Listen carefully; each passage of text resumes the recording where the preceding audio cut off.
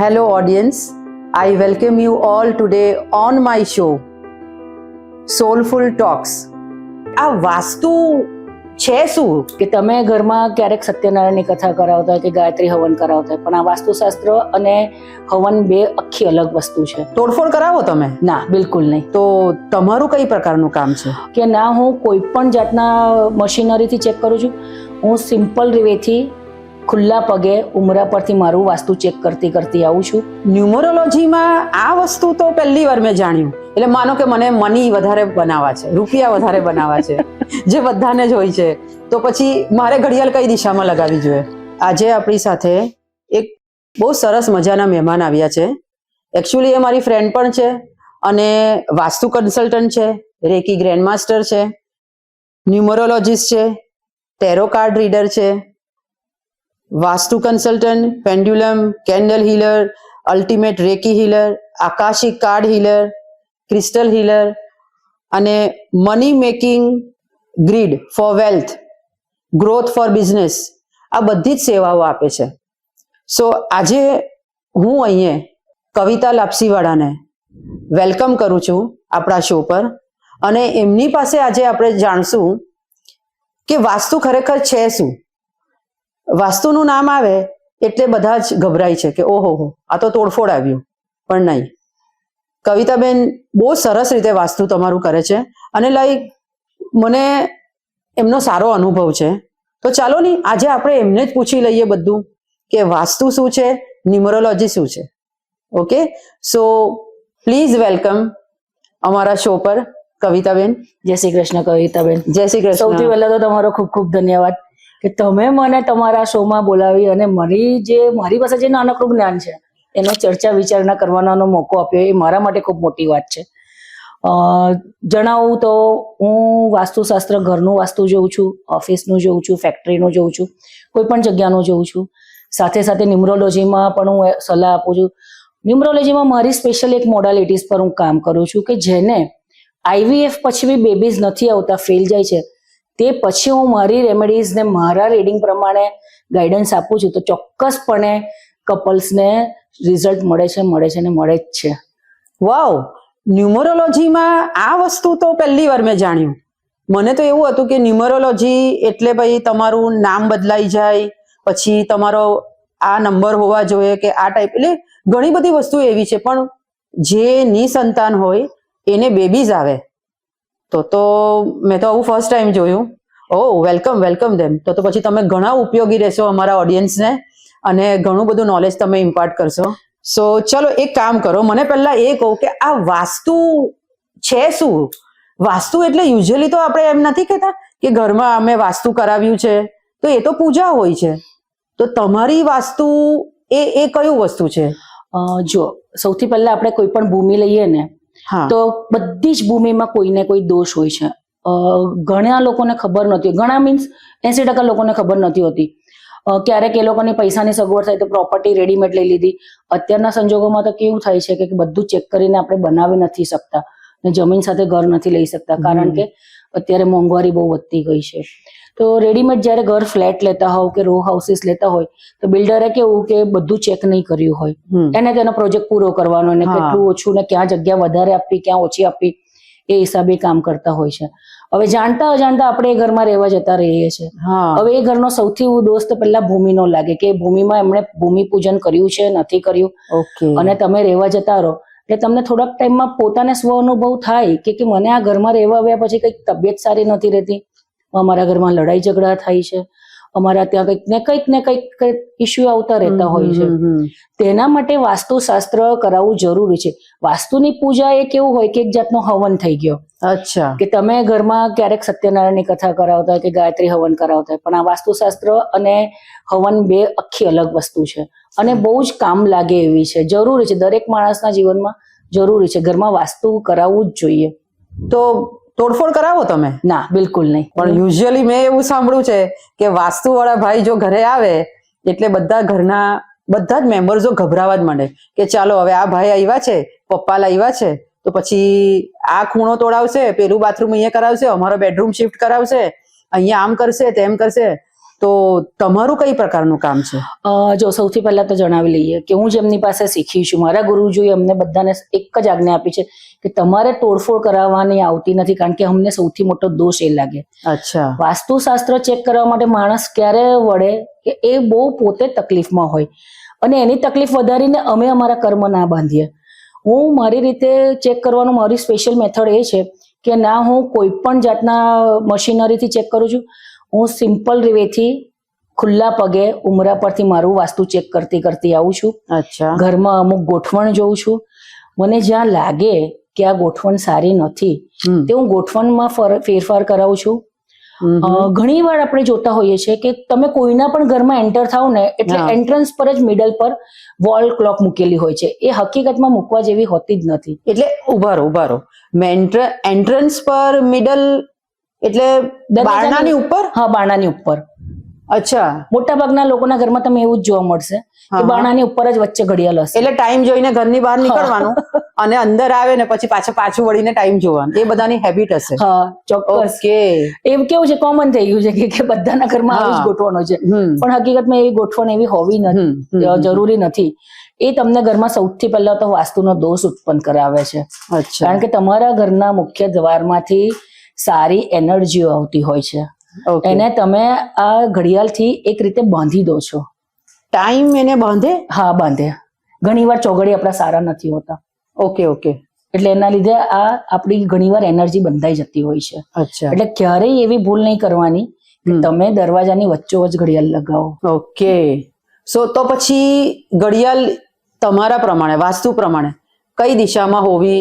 એટલે માનો કે મને મની વધારે બનાવવા છે, રૂપિયા વધારે બનાવવા છે, જે બધાને જ હોય છે, તો પછી મારે ઘડિયાળ કઈ દિશામાં લગાવવી જોઈએ? ઘડિયાળ લગાવવાની સૌથી સારી દિશા છે સાઉથ, દક્ષિણ દિશા બહુ સારી છે. અને બની શકે કે જે વોલ પર તમે ઘડિયાળ લગાવી હોય ને ત્યાં નીચે કોન્સ્ટન્ટ એક ગાયના ઘીનો દીવો પ્રગટાવો, એનાથી તમને બહુ એટલે બહુ સારું પરિણામ આપશે.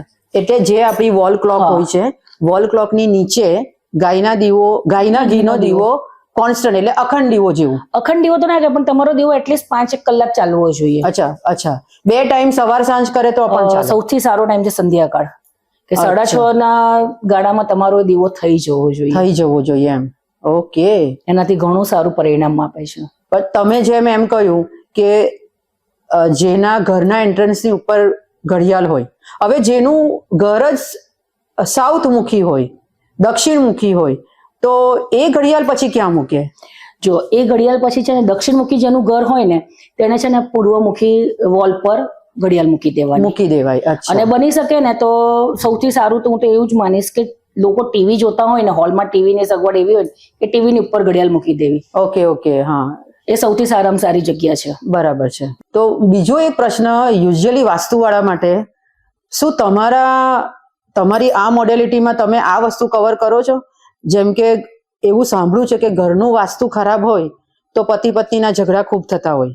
ચોક્કસ. પછી સાસુ વહુ, કઈ બોલવા જેવું જ નથી એમાં તો, સાસુ વહુના ઝઘડા.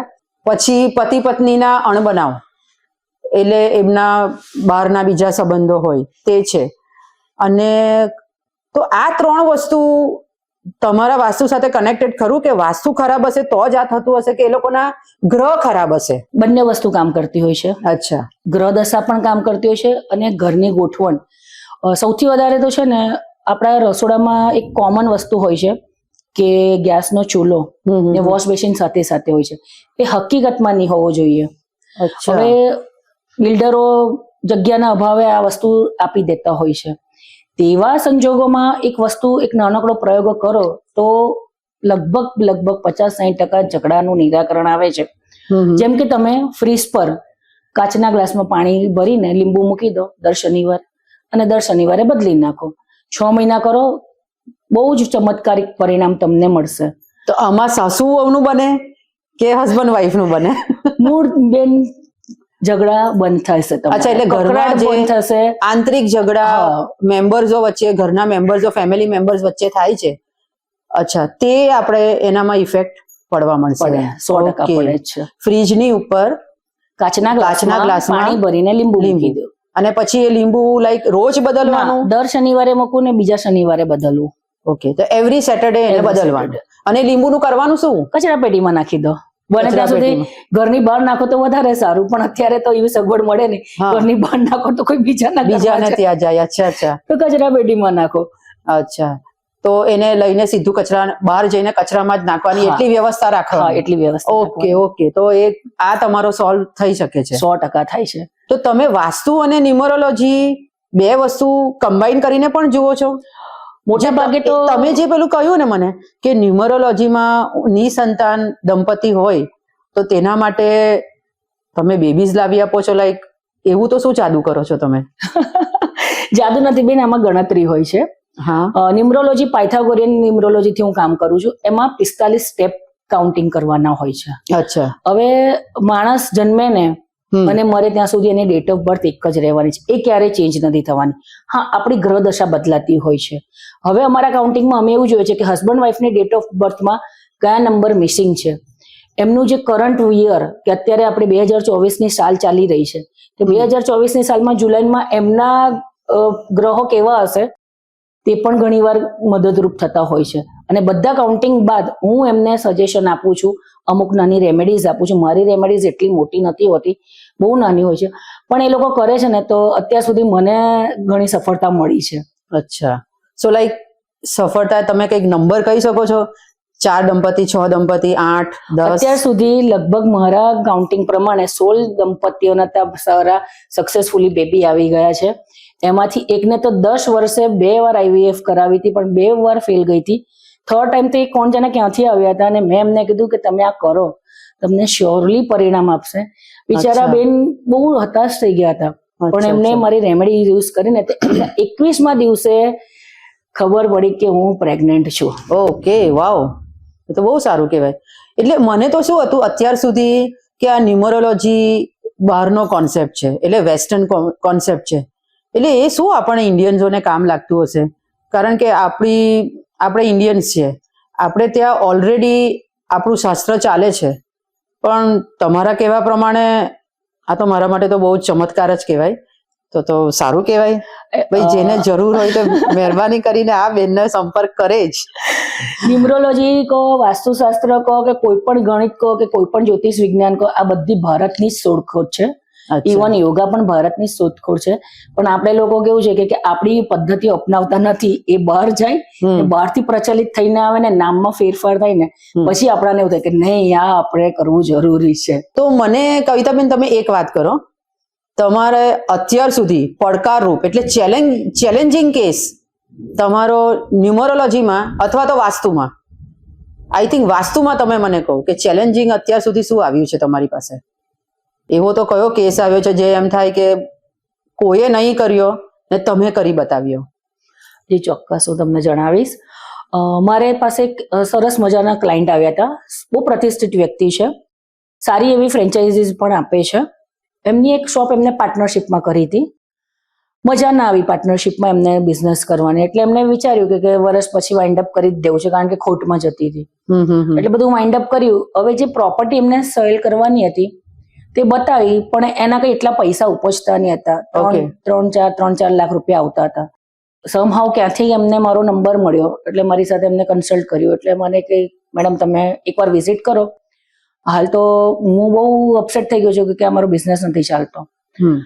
મેં વિઝિટ કરી, અમુક એમના એન્ટ્રન્સમાં પ્રોબ્લેમ હતી, એટલે મેં એમને કીધું કે મને ખાલી 3 મહિનાનો સમય આપો.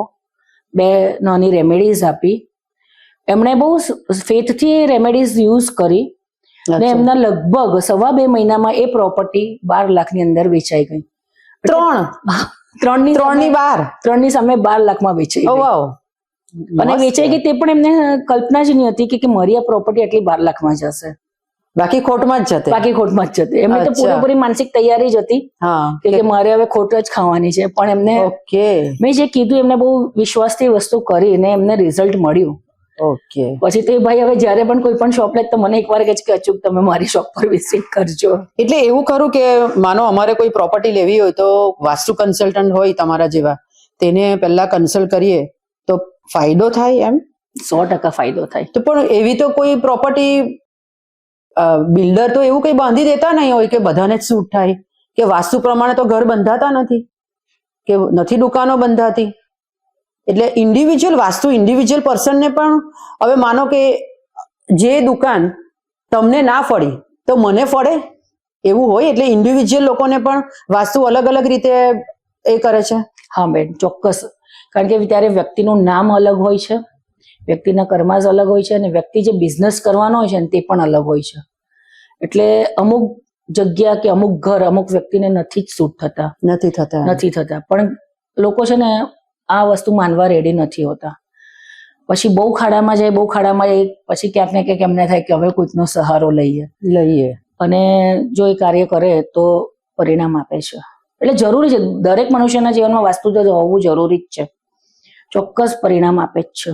તો તમે જેમ કે ઘરોનું વાસ્તુ કરો છો, દુકાનોનું કરો, હવે માનો કે મોટી મોટી ફેક્ટરીઝ હોય છે, તો ફેક્ટરીઝમાં તો કેવું હોય છે કે ભાઈ જેમ તમે વાસ્તુવાળા લોખંડ ના પાડો છો, ઘરમાં ઓઇલ ના હોય, તો ફેક્ટરીઝોમાં તો એકલી લોખંડની જ હોય, લોખંડ જ હોય, ઓઇલ ને પાણી મિક્સ પણ હોય.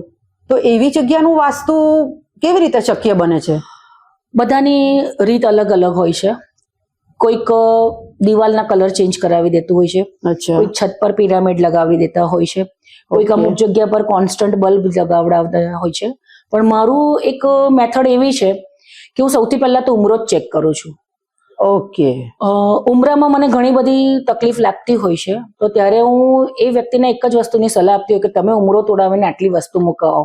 તે પણ ક્યારે કે વ્યક્તિનું નામ શું છે, એમની ડેટ ઓફ બર્થ શું છે, આ જગ્યા કયા મુખી છે, એ બધું હું કાઉન્ટિંગ કરીને એમને કહેતી હોઉં છું કે તમે આટલી વસ્તુ ઉમરામાં એડ કરાવો. તો એમાંથી ફરક પડી જાય? મેડમ, ચોક્કસ પડે છે. એટલે અસલ પણ એવું આપણે કહેતા કે જ્યારે ઘર બાંધીએ ત્યારે ઉમરામાં અમુક કંઈક ચાંદીનું કે તાંબા પિત્તલનું કંઈ ને કંઈ સિક્કા ને એવું બધું અસલ મૂકતા હતા જ્યારે ઘર કરીએ ત્યારે. એટલે અસલના ઘરોમાં બધા કેવા ભેગા મળીને રહેતા હતા, જોઈન્ટ ફેમિલી હતું. ને હવે તો 2 જણને રહેવા માટે પણ તકલીફ પડે છે.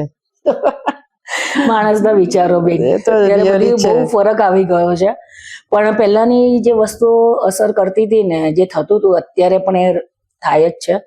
પણ હવે કેવું થયું કે આપણે મોડર્ન બહુ થઈ ગયા છે, આપણે હાઈફાઈ લાઈફ જીવે છે, એટલે આપણને છે ને હવે આ બધી વસ્તુ માનવી ગમતી નથી કે આ બધી વસ્તુ નથી હોતી, પણ હકીકતમાં હોય છે. અચ્છા, હવે એ મને એ કહું કે તમારી મદદ લીધા વગર, તમારી વ્યવસાયિક મદદ લીધા વગર અગર અમારે રોજિંદા જીવનમાં વાસ્તુ કરવી, એટલે વાસ્તુ પ્રમાણે રહેવું હોય ઘરમાં, તો કઈ કઈ વસ્તુનું અમારે ખાસ ધ્યાન રાખવું પડે? સૌથી પહેલા તો તમારા ઘરનું મંદિર ચેક કરી લેવાનું કે તમારા મંદિરોમાં ભગવાનની સાથે પૂર્વજોના ફોટા નથી, પિતૃઓના ફોટા નથી.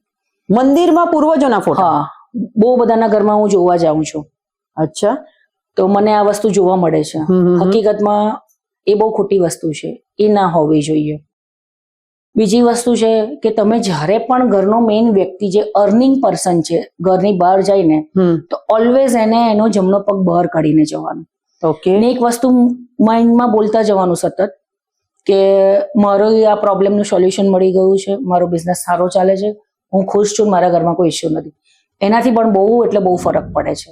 ઓકે. ત્યાં પૂર્વજોની વાત મને થોડી વધારે કહું, કારણ કે એવું મેં સાંભળ્યું છે કે પૂર્વજોના, અમુક જણ એવું કહે છે કે પૂર્વજોના ફોટા ઘરમાં નહીં રાખવાના. હવે અમુક જણ પોતાના પૂર્વજો સાથે એટલા બધા અટેચ્ડ હોય છે કે એમને રાખવા જ છે, તો પછી આ બંને વસ્તુ ક્લેશ થાય છે, તો શું કરવું જોઈએ? જો કોઈ પણ વ્યક્તિને એના પૂર્વજોના યાદગીરી રૂપે રાખવી જ હોય છે, તો એક એના માટે નાનું કેબિનેટ બનાવે કે એ વ્યક્તિ પોતે જ જોઈ શકે, બીજા બધા ના જોઈ શકે. અચ્છા, એટલે જેને ઈચ્છા હોય તે પોતે જાતે જ? હા, જાતે જોઈ શકે. એ કેબિનેટમાં એમના ફોટા મૂકી શકે છે. ઓકે. પણ બની શકે તો ભગવાનની સાથે ના મૂકે તો એટલું વધારે સારું. દિવાલ પર કઈ દિશાની દિવાલ પર? હકીકતમાં તો પૂર્વજોને લટકાવાય ના, નહીં તો એ આપણને જ લટકાવેલા રાખે. એમને ચોક્કસ સ્થાન આપવું જોઈએ. ઓકે, એટલે તો પછી આ વસ્તુ ભગવાનના ફોટા પર પણ લાગુ પડે છે ને? લાગુ પડે છે. તો દિવાલ પર બધા ભગવાનના ફોટા લટકાવે છે, તો એનો મતલબ આપણે ભગવાનને પણ લટકાવ્યા? હા. રિયલી? 100% મેડમ. તો પછી કેવી રીતે? હવે મારા ઘરે છે રાધા કૃષ્ણની ઘણી બધી એવી લીલાઓના ફોટા છે, તો મેં તો ખીલી મારીને આવી રીતે મૂક્યા જ છે, પણ મારો ઇન્ટેન્શન એવો કઈ નથી કે મેં લટકાવ્યા છે. તો શું મારે નીચે કઈ સ્ટેન્ડ મૂકવું પડે કે? તમને ખબર નહોતી કે હું ભગવાનને લટકાવીશ તો ભગવાન મને લટકાવેલા રાખશે?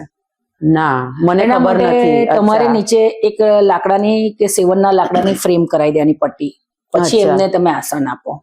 ઓકે, એટલે ફોટો ફ્રેમની નીચે એક નાની એમસી પટ્ટી મૂકી એટલે ઇટ મીન્સ કે મેં એમને બેઠક કરાવી, જગ્યા સ્ટેન્ડ, પ્રોપર સ્ટેન્ડ આપ્યું છે. અચ્છા, તો મને પણ સ્ટેન્ડ મળશે, પ્રોપર સ્ટેન્ડ મળશે. ઓ વાવ.